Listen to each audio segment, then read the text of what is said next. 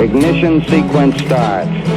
6, 5, 4, 3, 2, 1, 0. Liftoff. We have a liftoff.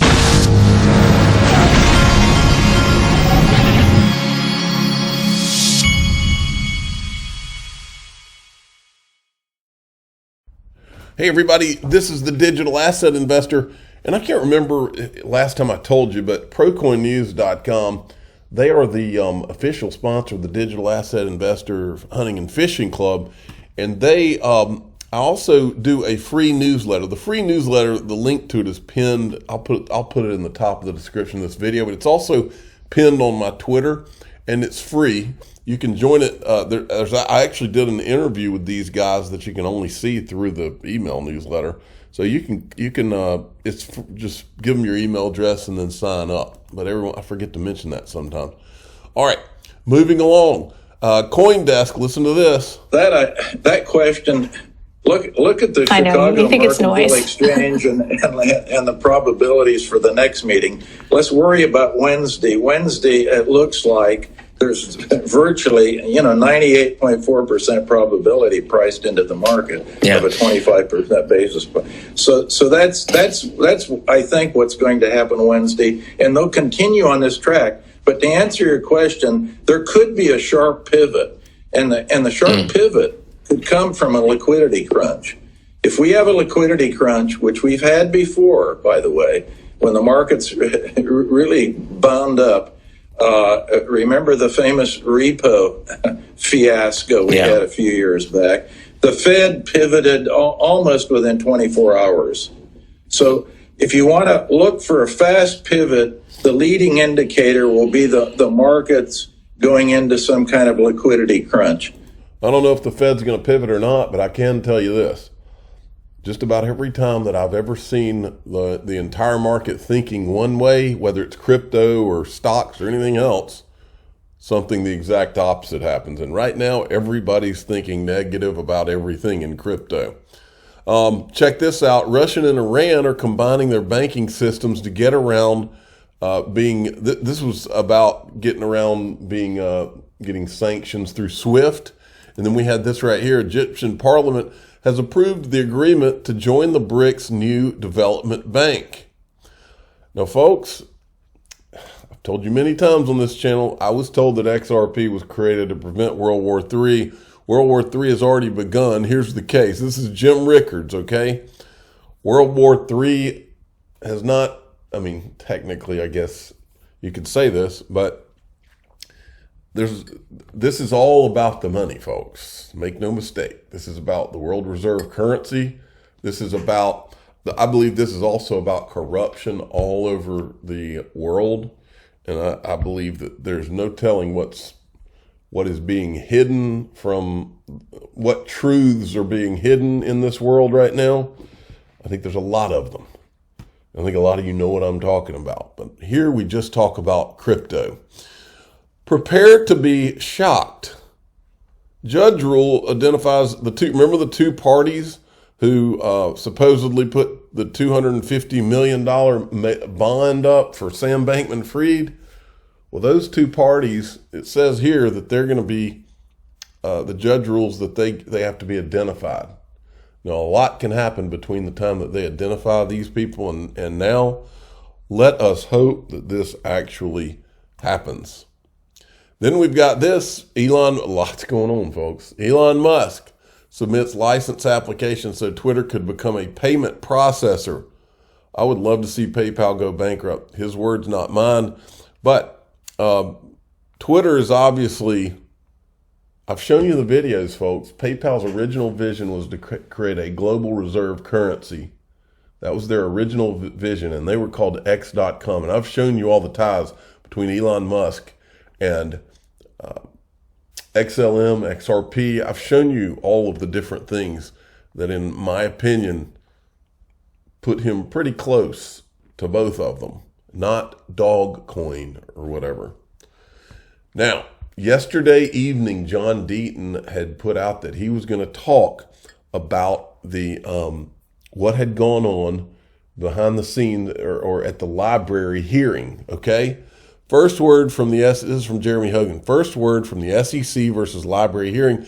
The SEC admitted on the record that the token itself is not a security. Good job, Mr. Deaton.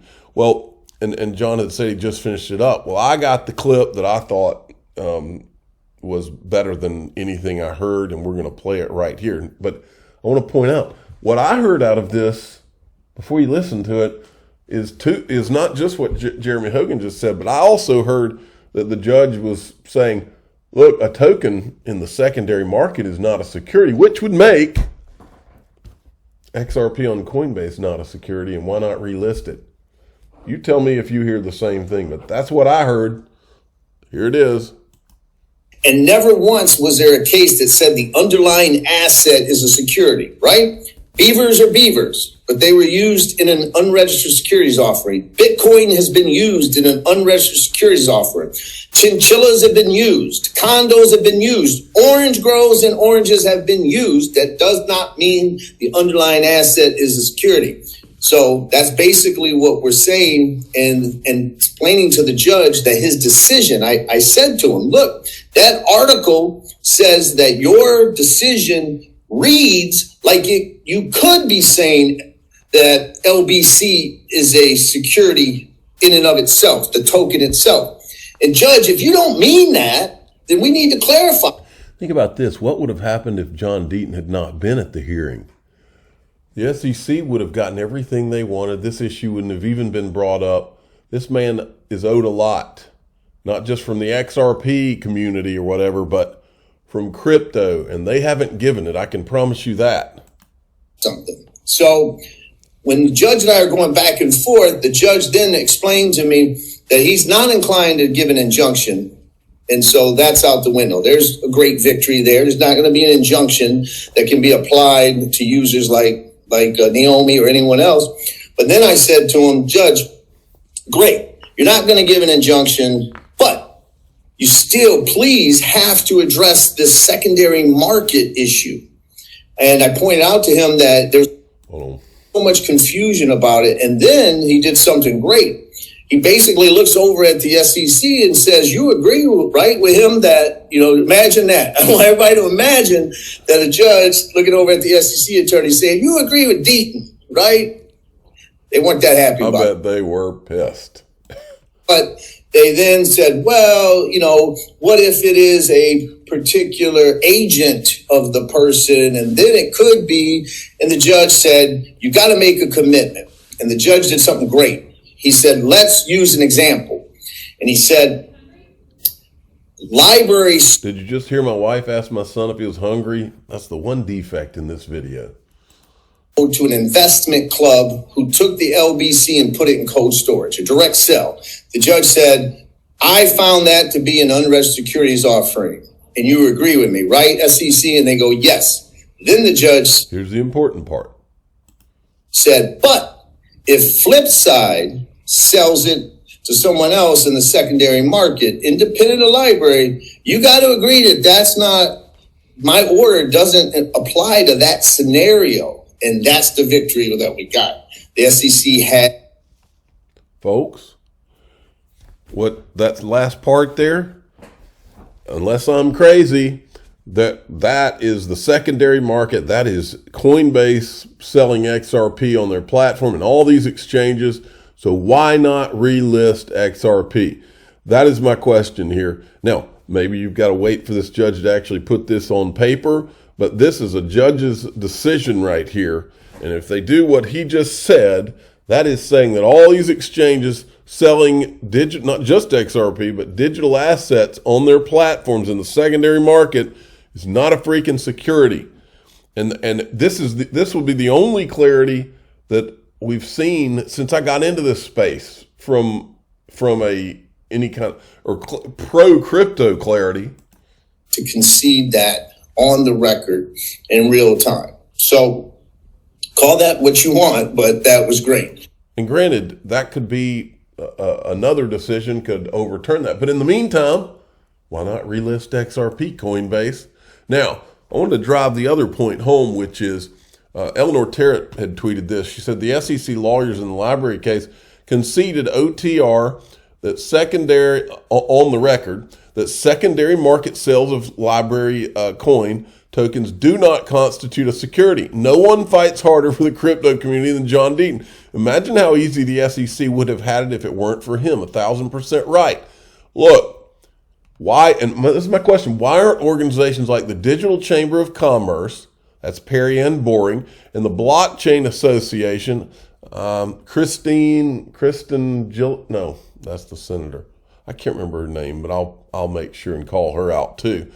Why aren't they inviting John Deaton to speak at their conferences? They have all these industry participants, but they don't invite John Deaton. And there's a reason for it. And the question I have is, are they on the SEC's same team? Because if they are not, then why not have John Deaton? This guy's he's done more in the legal realm for crypto than any of these people with all their talk BS conferences. And they're behind the scenes deal making with Congress people. I would propose that they are the problem. They're not John Deaton's the solution. And maybe that's why they don't want them at the conferences. Because let's remember what the problem has been for this entire time we've been doing this. Back during the Ethereum free pass, the problem was people colluding behind the scenes with politicians, with the SEC. The problem was the same with FTX. The problem with all these people, they don't seem to want John Deaton around. The one guy who's actually fighting the SEC, all of them seem, you have to ask, are they behind the scenes working with these same people? Are they behind the scenes working with people to try to corral the industry for their particular token or Bitcoin or Ethereum because they don't want John Deaton around from what I can tell? You see where this is going, folks? The good guys are the John Deatons. The good guys are not these people who are trying to, behind the scenes, act like they're working for the industry when they're really working for a couple of tokens that they like, that they decided on, or they're invested in, or whatever. Now, how can you not love these library guys? And if your kids are in the room, put something over their ears because they're about to cuss. But this is pretty much a cherry on top. Sorry. Fuck the SEC! Now, that might sound bad to a lot of people out there, but guess what?